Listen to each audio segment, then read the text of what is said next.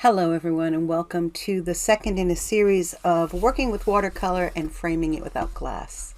Once again today I'm going to be working on a 10 by 10 cradled birch panel, and we're going to be using some pH neutral adhesive, and we'll be finishing our paintings this time with cold wax medium.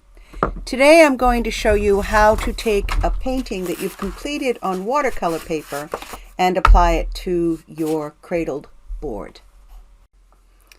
The first step for me was going through a pile of paintings that aren't quite finished but pretty close, and I want to find a painting that might look nice edited down to a 10 by 10, which is the size of that panel. So I created a little piece of mat board with an opening in it that's 10 by 10 inches. And I'm just going to go through my selections here and try to find the one that I think will make the best square painting. So I have two of these, and so it probably wouldn't be a bad idea to just take one of these. This guy is also not a lot bigger than my board, so I'm not losing that much of my painting. Once I've decided which piece I want to use, I have the option of marking the paper itself just lightly with a pencil, and then I can cut around that, but I probably want to cut about a ½ inch bigger all the way around. You certainly don't want to cut your watercolor paper too small for the board. I think it's a good idea to just lay those marks down there, grab a pair of scissors, and cut outside the final dimensions that you think you might want to use. Don't forget that if you're going to frame this without glass, you're going to lose about ¼ inch all the way around. So I might want to put this a little bit higher so we don't lose too much of my signature. Next, you want to apply your glue to your board. You could simply just squirt the glue on, but I like to take a little bit of water in my brush first. And so I've put the glue into a cup, and I'm going to liberally apply this pH neutral glue to my board. If I don't use a pH neutral glue, it will yellow over time. So you don't want to use like Elmer's glue. You really want to get a good archival glue for your original painting. You're better off with more than less.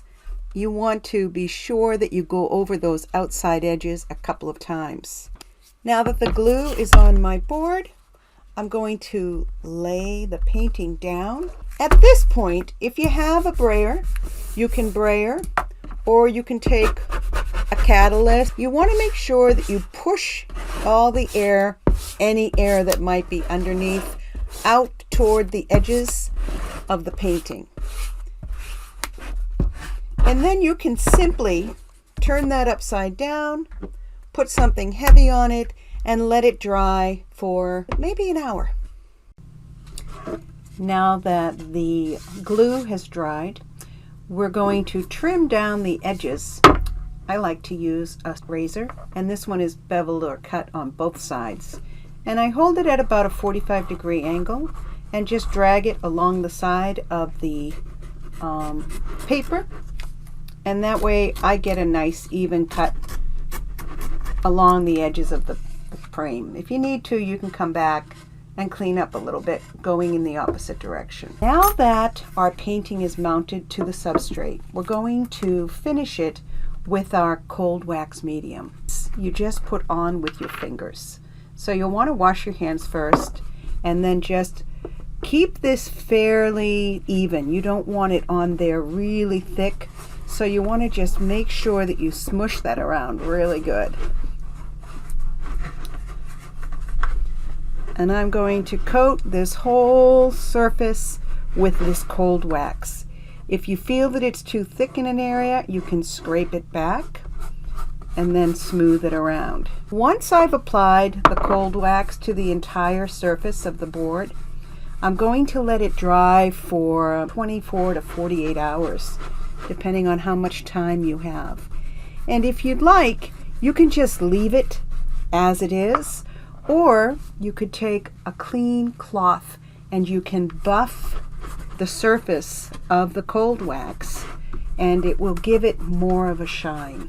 So if you like it more matte, just leave it alone. But if you want it to have a bit of a shine, like a satin or a semi-gloss, then you can come back and you can buff. You want to make sure you've got every area covered, and you want to really spread it around. You're going to use the warmth of the motion and your hands to make that wax thin down a little bit. You don't want it to be too thick so that it gets cloudy. And the cold wax will protect your painting, and you can either frame it or you can paint the edges to match the painting and then just put a screw eye and wire on the back. I hope that helps.